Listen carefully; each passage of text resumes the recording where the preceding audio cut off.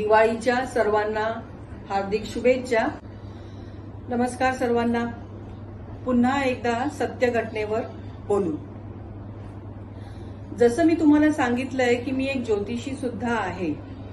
जवळजवळ 23-24 वर्षाच्या प्रॅक्टिस मध्ये माझ्याकडे भरपूर काही कुंडल्या अशा आल्या आहेत सोडवण्यासाठी। तर त्याच्यामध्ये त्या कुंडल्यांमध्ये काही अशा कुंडल्या सुद्धा आलेल्या आहेत की ज्या व्यक्तींना भूत लागलेलं आहे, त्यांच्यावर काही करणी केलेली आहे, भूत पिशाच वगैरे असं काही लागलेलं आहे। तर अशा प्रकारच्या कुंडल्या सुद्धा भरपूर त्या दरम्यान सोडवलेल्या आहेत। तर असाच एक अनुभव तुमच्याशी मी शेअर करणार आहे।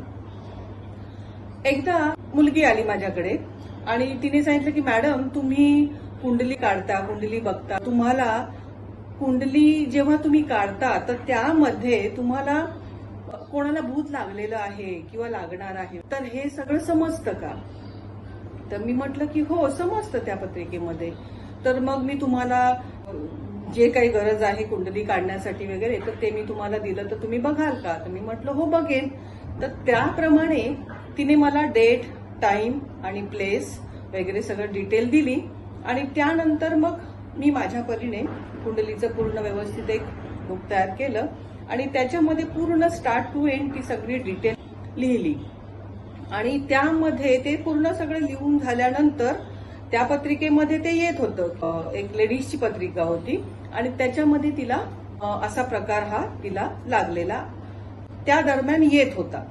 तिला ती पूर्ण पत्रिका बघून झाली, माझी बनवून झाली। तिला मी बोलवून म्हटलं की ही घे पत्रिका। तिने माझी फीस वगैरे जी काय ती पेड केली। त्यानंतर मग आणि 2-3 दिवसानंतर पुन्हा एकदा ती माझ्याकडे आली आणि म्हणाली मॅडम तुम्ही जी पत्रिका दिलेली होती त्यांना तुम्हाला भेटायचंय। तर मी म्हटलं ओके ठीक आहे भेटू। आणि मग 2-3 दिवसानंतर तिने कॉल केला आणि म्हटलं की मॅडम तुम्हाला त्यांनी भेटायला बोलवलंय। तर मी म्हटलं की त्यांना बोलव ना, असं काही अर्जंट आहे का वगैरे? नाही त्यांनी तुम्हाला बोलवलंय, अर्जंट घरी बोलवलंय। तर मी म्हटलं ओके ठीक आहे। मग तिला घेऊन आम्ही दोघीही त्यांच्याकडे घरी गेलो आणि घरी गेल्यानंतर बेल वाजवल्यानंतर दरवाजा खोलला ज्यांनी मला बोलवलेलं होतं। तर त्यांनी दरवाजा खोलल्यानंतर त्यांनी मला आत बोलवलं आणि आत बोलवल्यानंतर माझ्या समोर त्यांची वाईफ ते समोर उभी होती आणि तिच्या डोळ्यांमध्ये मी जेव्हा पाहिलं तेव्हा मला थोडाफार काहीतरी विचित्रपणा जाणवला। तिने माझ्या डोळ्यांमध्ये बघितलं, मी तिच्या डोळ्यांमध्ये बघितलं आणि तिने माझ्या डोळ्यांकडे बघितल्यानंतर खाली पाहिलं, पुन्हा एकदा माझ्याकडे पाहिलं, तरी मी तिच्या डोळ्यांकडे बघतच होती। आणि त्याच्यानंतर पुन्हा एकदा माझ्या डोळ्यांकडे बघितल्यानंतर तिने तिची नजर खाली जी केली त्याच्यानंतर तिने पुन्हा ती नजर वर केली नाही। मी तेच बघत होती की ती पुन्हा माझ्या नजरेकडे बघतेय का, पण तिने पुन्हा माझ्या नजरेमध्ये नजर मिळवली नाही।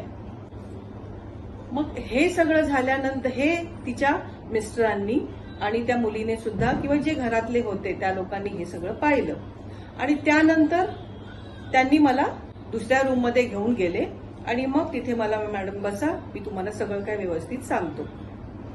मग त्यावेळी त्यांनी मला सांगितलं की ही माझी वाईफ आहे, जवळजवळ 2-2.5 वर्ष झाले की हिला अमावस्या आणि पौर्णिमा यावेळी असं काही होतं, विचित्रपणा ही करते की त्याच्यामुळे आम्ही खूप फ्रस्ट्रेट झालेलो आहोत। आम्हाला काहीच कळत नाही की हा नेमका प्रकार काय आहे। आम्ही भरपूर जणांना दाखवलेलं आहे, डॉक्टर सुद्धा याच्यामध्ये काही करू शकत नाहीये। तर मी म्हटलं काय करते? तर त्यांनी सांगितलं की ह्या अमावस्या पौर्णिमेच्या वेळी ती हळूहळू तिची जी नजर आहे ती नजर हळूहळू तिची रागिष्ट बनते। ती रागाने बघते सगळ्यांना आणि रागाने बघितल्यानंतर तिच्या नजरेमध्ये राग दिसतो आणि त्यामध्ये तिच्या जवळ जर हळूहळू तो तापटपणा जो तिचा आहे तो वाढत गेल्यानंतर काही वेळानंतर तिच्या समोर जर कोणीही आलं तर ती त्याचा गळाही दाबते।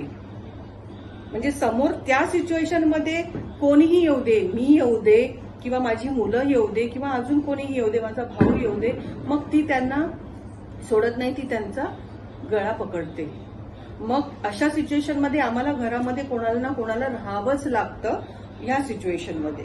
आणि खूप भीती वाटते, कारण 2 मुलं आहेत आम्हाला, तर काही प्रॉब्लेम वगैरे होईल म्हणून खूप भीती वाटते. आम्ही खूप काही हे केलं, साधू वगैरे किंवा काही सगळे उपाय केले. इव्हन डॉक्टरांना सुद्धा आम्ही बोलवतो. डॉक्टर जेव्हा आमच्याकडे येतात त्यावेळी ते इंजेक्शन सुद्धा, जेव्हा ते तिला इंजेक्शन मारायला बघतात त्यावेळी ते इंजेक्शन तिच्या शरीरात घुसत नाही. ते इंजेक्शन तिथे तुटतं, पण तिच्या शरीरामध्ये ते इंजेक्शन काही घुसत नाही तिच्यावर. आणि हळूहळू तिचं जे शरीर आहे ते हळूहळू तिचं शरीर कडक बनतं, पूर्णपणे कडक. मग अशा सिच्युएशनमध्ये आम्हाला काहीच कळत नाही. सुरुवातीला तर ती रागिष्ट बनते, तिची नजर पूर्ण रागिष्ट बनते. या सिच्युएशनमध्ये तिच्यासमोर कोणीही आलं तरी ती त्यांचा गळा दाबते, अगदी पूर्णपणे मारण्याचा प्रयत्न करते त्यांना. आणि मग हळूहळू तिचं शरीर पूर्णपणे अगदी कडक बनतं. मग त्यावेळी तिच्या शरीरावर काहीच होत नाही. तिच्या शरीरात इंजेक्शन, एवढंसं बारीक इंजेक्शन घुसत नाही, म्हणजे तुम्ही बघा, असं त्यांनी मला सांगितलं. मग त्यावेळी मी म्हटलं तुम्ही काय करता? मग तेव्हा त्यांनी सांगितलं की त्यावेळी आम्ही तिला मग एक सेपरेट रूम मध्ये, मग बेडरूम मध्ये वगैरे किंवा एक सेपरेट रूम मध्ये जिथे ती असेल तो रूम बंद करून ठेवतो. पण त्यावेळी ती ना खात ना पीत काहीच करत नाही. मग जोपर्यंत ती बरी झालेली आम्हाला कळत नाही तोपर्यंत आम्ही तिला त्या रूममधून बाहेर काढत नाही. पण याच्यामध्ये आम्ही डॉक्टरांशी कन्सल्ट केलं, डॉक्टरही याच्यामध्ये काहीच करू शकत नाही आणि बाकी कोणीच आतापर्यंत कोणीच काही करू शकलं नाहीये. ती बाहेर गेलेली असेल, मार्केटमध्ये गेलेली असेल किंवा अजून कुठे आम्ही बाहेर गेलेलो असो आणि त्यावेळी जर हा प्रकार तिला जर चालू होत असेल तर त्यावेळी सुद्धा तिच्या समोर जी पण कोण व्यक्ती असेल त्या व्यक्तीला ती सोडायची नाही, त्या व्यक्तीला ती गळा दाबायचा प्रयत्न करायची. मग ह्या सगळ्या घटना ह्या बाहेर सुद्धा ती करत होती, इव्हन आतमध्ये घरामध्ये सुद्धा करत होती. पण बाहेर जेव्हा जेव्हा तिला बाहेर हा प्रकार घडायला सुरुवात होत होता त्यावेळी ती बाहेरच्या लोकांना सुद्धा ती सोडत नव्हती. त्याच्यामुळे सगळेजण ह्या आमच्या बिल्डिंगच्या जवळ सुद्धा यायला घाबरत होते. तर मी म्हटलं की हो, मी ऐकून होती की ह्या बिल्डिंगमध्ये काहीतरी एक अशा फ्लोअरवर कोणाला तरी भूत लागलेलं आहे म्हणून. पण मला हे माहीत नव्हतं की हे तुमच्याकडे हा प्रकार घडत होता म्हणून, पण मी ही घटना ऐकून होती म्हणून. तर मग आता मला कळलंय की हे तुमच्याकडे होत होतं म्हणून. तर मॅडम, तुम्ही याच्यामध्ये जर आम्हाला हेल्प केली तर बरं होईल. तुम्ही पत्रिका आम्हाला ही पूर्णपणे तिची लिहून दिली, त्या पत्रिकेप्रमाणे तुम्ही लिहून दिलेलं आहे. तुम्हाला आम्ही काहीच अगोदर पूर्व कल्पना दिली नव्हती की ह्या अगोदर काही घडलंय, काय नाही घडलंय किंवा असं काही भूत लागण्याचं वगैरे. तुम्हाला नॉर्मली आम्ही डेट टाइम वगैरे दिलं, त्याच्यानुसार तुम्ही पत्रिका बनवली. पण तुम्ही स्टार्ट टू एंड पूर्णपणे त्याच्यामध्ये खरं काही लिहिलेलं आहे. मला पटलं म्हणून मी तुम्हाला इथे बोलवलं. तर मी म्हटलं की ठीक आहे, मग माझ्या पत्रिकेमध्ये तुम्हाला हे सगळं मी लिहिलेलं आहे की ह्या पिरियडमध्ये ह्या व्यक्तीला असं काही बाहेरचं लागणार आहे. तो पिरियड तुम्ही हा बघताय की ह्या पिरियडमध्ये ती सध्या आहे. मग पुढे जाऊन तुम्ही हेही वाचलं असेल की ह्या पिरियड नंतर ती त्याच्यातून रिकव्हर सुद्धा होणार आहे. मग ह्याच्यामध्ये तुम्हाला आता सध्या 6 ते 7 महिने आहेत तिला रिकव्हर होण्यासाठी आपल्या या कॅल्क्युलेशननुसार.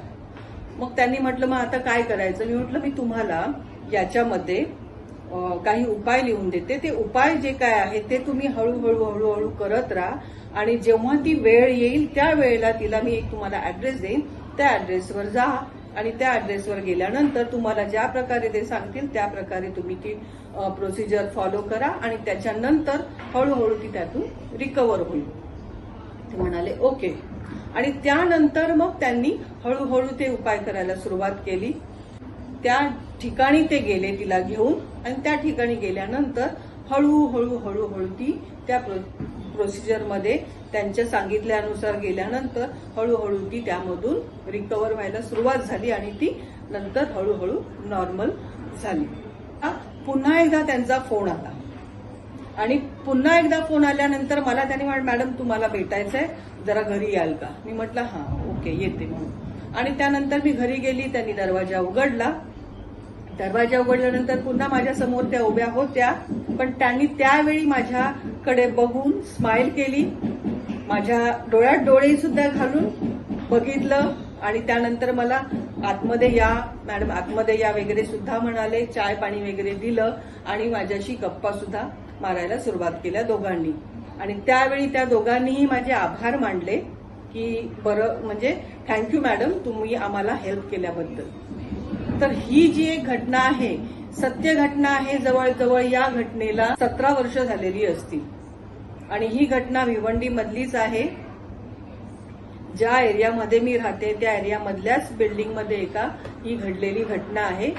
अजून एक जो प्रकार घडलेला आहे तो प्रकार तर याच्यापेक्षा भरपूर भयानक आहे. तो तुमच्या समोर मी दुसऱ्या पार्टमध्ये नक्कीच मांडेल. तर ही सत्य घटना तुम्हाला कशी वाटली नक्कीच मला सांगा. जर आवडली असेल तर लाईक करा आणि तुमच्या मित्रमैत्रिणींना शेअर करा. आणि तुमच्याकडे काही जर अशाच प्रकारच्या काही सत्य घटना असतील तर माझ्या मेल आयडीवर त्या पाठवा. माझ्या चॅनलला सबस्क्राईब करायला विसरू नका, कारण आतापर्यंत ज्या ज्या घटना आहेत त्या तुमच्या समोर सत्य घटना मी मांडलेल्या आहेत आणि अजूनही तुमच्या समोर मी सत्य घटना या मांडणार आहे. आतासाठी धन्यवाद.